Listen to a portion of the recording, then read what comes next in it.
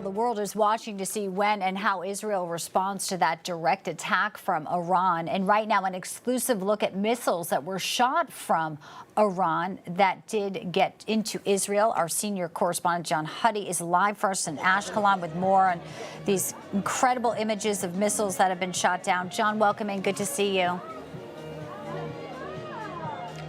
Yeah, and Bianca, we were given a tour. Look, Israeli officials, first, let's start with this. Israeli officials say that Israel will respond to Iran's massive and, as it's being described, unprecedented attack. The question is when and how. There's been a lot of speculation, a lot of reports about that, but no, as of yet, definitive answers. That said, I saw an up-close and personal look at the threat that was posed by Iran. So I'm at a military base in southern Israel, and this is an Iranian intercontinental ballistic missile that was intercepted. It was recovered from the Dead Sea. This is the fuel tank. It's 11 meters long. In total, this ICBM would have been 18 meters long, so that's basically 60 feet. This is where the warhead would have been. 450 kilogram warhead. Basically, that's a ton of explosives, enough, according to the IDF, to level a 4 to 5 story building. And some of the parts and pieces of this have been recovered, including part of the engine right here, and then the nose cone, which is on the ground next to it. In the rear would have been the engine compartment.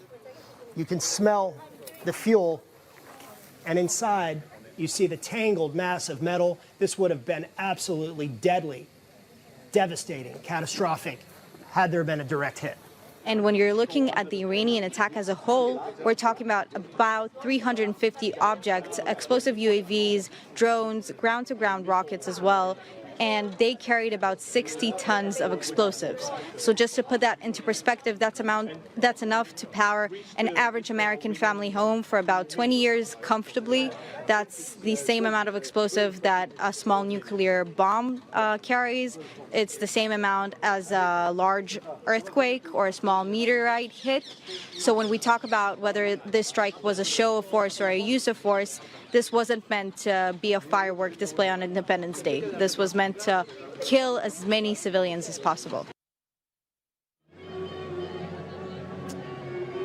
And we were also shown today the weapons that the IDF has so far collected, just a small fraction from Hamas in Gaza. We're talking about Russian and North Korean RPGs, Iranian mortars, and then, of course, the suicide drones and the rockets that really pale in comparison to the ICBMs fired by Iran. This is warning sirens once again went off in the north as Hezbollah continues to attack Israel with rockets, with drones. The Israeli military and IAF responding in kind with airstrikes and artillery fire. Now, Bianca, you may be wondering where I am tonight. I'm in the southern Israeli coastal city of Ashdod. I'm at a location called Adama. It's a wedding venue, and behind me is the wedding for my wife's niece. My family is here, my mother-in-law, my brother, who's a lieutenant colonel, his brother, who's inside. A celebration of life and love, and perhaps a brief respite as Israel continues to fight this multi-front